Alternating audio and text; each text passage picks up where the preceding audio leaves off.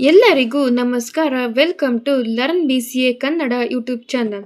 ಈಗ ನಾವು ಕೋಡಿಂಗ್ ಅಂತ ಅಂದರೆ ಏನು, ಕೋಡಿಂಗ್ ಹೇಗೆ ವರ್ಕ್ ಆಗುತ್ತೆ ಮತ್ತು ಕೋಡಿಂಗ್ ಮಾಡೋದ್ರಿಂದ ಏನು ಯೂಸ್ ಇದೆ ಅಂತ ನೋಡೋಣ ಬನ್ನಿ. ಕೋಡಿಂಗ್ ಅಂತ ಅಂದರೆ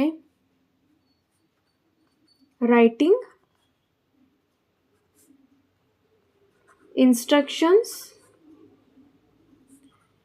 ಟು ಪರ್ಫಾರ್ಮ್ ಟಾಸ್ಕ್ ಅಂತ ಹೇಳ್ತೀವಿ. ಫಾರ್ ಎಕ್ಸಾಂಪಲ್ ಆಗಿ ಹೇಳೋದಾದರೆ, ಈಗ ನಾವು ಮಷೀನಿಗೆ 2 ನಂಬರನ್ನು ಆ್ಯಡ್ ಮಾಡಿ ಔಟ್ಪುಟ್ಟನ್ನು ಡಿಸ್ಪ್ಲೇ ಮಾಡಬೇಕು ಅನ್ನೋ ಒಂದು ಇನ್ಸ್ಟ್ರಕ್ಷನನ್ನು ಕೊಡ್ತೀವಿ. ಆಗ ಮಷೀನ್ ಏನು ಮಾಡುತ್ತೆ, 2 ನಂಬರನ್ನು ಆ್ಯಡ್ ಮಾಡಿ ಔಟ್ಪುಟ್ಟನ್ನು ಡಿಸ್ಪ್ಲೇ ಮಾಡುತ್ತೆ. ಹಾಗಾದರೆ ನಾವು ಮಷೀನಿಗೆ ಈ ಒಂದು ಇನ್ಸ್ಟ್ರಕ್ಷನನ್ನು ಯಾವ ರೀತಿಯಾಗಿ ಕೊಡ್ತೀವಿ ಅಂತ ಅಂದರೆ, ಪ್ರೋಗ್ರಾಮ್ ಬರೆಯೋದ್ರ ಮುಖಾಂತರ ಕೊಡ್ತೀವಿ. ಹಾಗಾದರೆ ಪ್ರೋಗ್ರಾಮ್ ಅಂತ ಅಂದರೆ ಏನು, ಪ್ರೋಗ್ರಾಮ್ನ ಸ್ಟ್ರಕ್ಚರ್ ಯಾವ ರೀತಿಯಾಗಿರುತ್ತೆ ಅಂತ ನೋಡೋಣ ಬನ್ನಿ. ಪ್ರೋಗ್ರಾಮ್ ಅಂತ ಅಂದರೆ it is A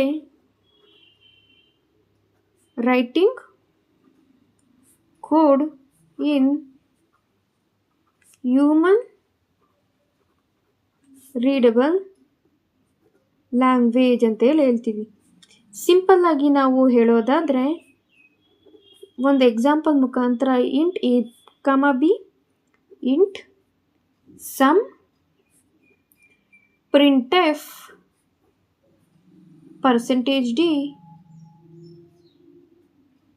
sum. Human readable language ಅಂತ ಅಂದರೆ ಇಟ್ ಕಂಟೈನ್ಸ್ ಎ ಆಲ್ಫಾಬೆಟ್ಸ್ ಆಗಿರ್ಬೋದು, ಔಟ್ಪುಟ್ ಬರಬೇಕಾದ್ರೆ ಇಟ್ ಡಿಸ್ಪ್ಲೇಗೆ ನಂಬರ್ಸ್ ಆಗಿರ್ಬೋದು.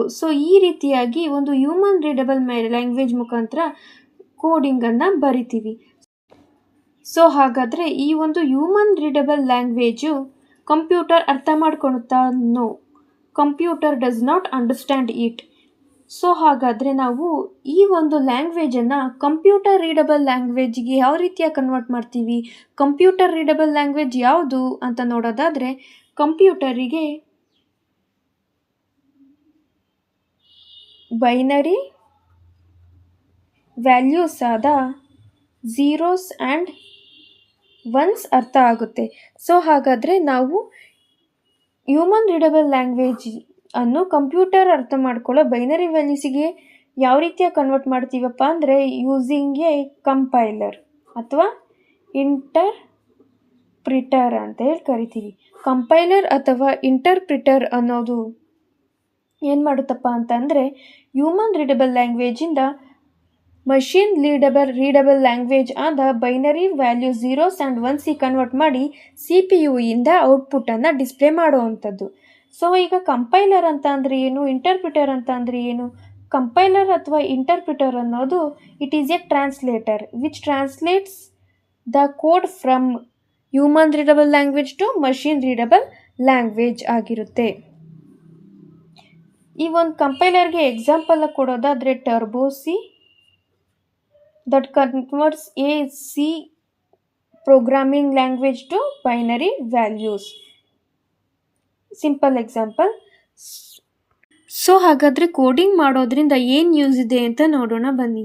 ಈಗ ಸಿಂಪಲ್ ಟಾಸ್ಕ್ ಆದರೆ, ಫಾರ್ ಎಕ್ಸಾಂಪಲ್ 2 + 1 2 + 3. ಈ ರೀತಿಯಾಗಿ ನಾವು ಮ್ಯಾನ್ಯುಯಲಿ ಹ್ಯೂಮನ್ಸೇ ಮಾಡ್ಕೋಬೋದು. ಬಟ್ ಆದರೆ ನಾವು ಮಷೀನನ್ನು ಏನಕ್ಕೆ ಯೂಸ್ ಮಾಡ್ತೀವಿ, ಕೆಲವೊಂದು ಟಾಸ್ಕನ್ನು ಪರ್ಫಾರ್ಮ್ ಮಾಡೋದಕ್ಕೆ ಅಂತ ಅನ್ನೋದಾದರೆ, ಕಾಂಪ್ಲೆಕ್ಸ್ ಟಾಸ್ಕ್ ಸಹ ಇರುತ್ತೆ. ಕಾಂಪ್ಲೆಕ್ಸ್ ಟಾಸ್ಕ್ ಯಾವುದಪ್ಪ ಅಂದರೆ, ಫಾರ್ ಎಕ್ಸಾಂಪಲ್ 23.459678 93.4923478112.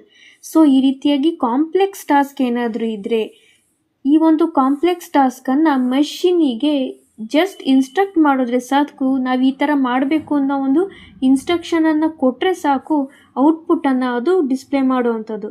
ಔಟ್ಪುಟ್ಟನ್ನು ಅದು ಅಕ್ಯುರೇಟಾಗಿ, ಕ್ವಿಕ್ಕಾಗಿ ಕೊಡುತ್ತೆ. ಅದಕ್ಕೋಸ್ಕರ ನಾವು ಮಷೀನನ್ನು ಯೂಸ್ ಮಾಡ್ತೀವಿ. ಇನ್ನು ನೆಕ್ಸ್ಟ್ ರಿಯಲ್ ಲೈಫ್ ಅಪ್ಲಿಕೇಶನ್ ಏನಪ್ಪ ಅಂತಂದರೆ, ಸಮ್ ಎಕ್ಸಾಂಪಲ್ಸನ್ನು ನೋಡೋಣ. ಫಾರ್ ಎಕ್ಸಾಂಪಲ್, ATM ಮಷೀನ್ನಲ್ಲಿ ನಾವು ಪಿನ್ನನ್ನು ಎಂಟರ್ ಮಾಡಿದ್ರೆ ಕ್ಯಾಶ್ ಏನಾಗುತ್ತೆ ವಿಡ್ರಾಲ್ ಆಗುವಂಥದ್ದು. ಸೊ ಇಲ್ಲೂ ಸಹ ನಾವೇನು ಮಾಡಿರ್ತೀವಿ ಕೋಡಿಂಗನ್ನು ಬರೆದಿರ್ತೀವಿ. ಯಾವ ರೀತಿಯಾಗಪ್ಪ ಅಂತಂದರೆ ನಾವು ಪಿನ್ನನ್ನು ಕೊಡೋದೇನಾಗಿರುತ್ತೆ ಇನ್ಪುಟ್ ಫಾರ್ಮ್ ಆಗಿರುತ್ತೆ. ಅದೇನು ಮಾಡುತ್ತೆ ಈ ಒಂದು ಇನ್ಪುಟ್ ಫಾರ್ಮನ್ನು ಪ್ರೊಸೆಸ್ ಮಾಡಿ ನಮಗೆ ಕ್ಯಾಶನ್ನು ಔಟ್ಪುಟ್ ಫಾರ್ಮ್ ಆಗಿ ಕೊಡುವಂಥದ್ದು. So this is the real life examples.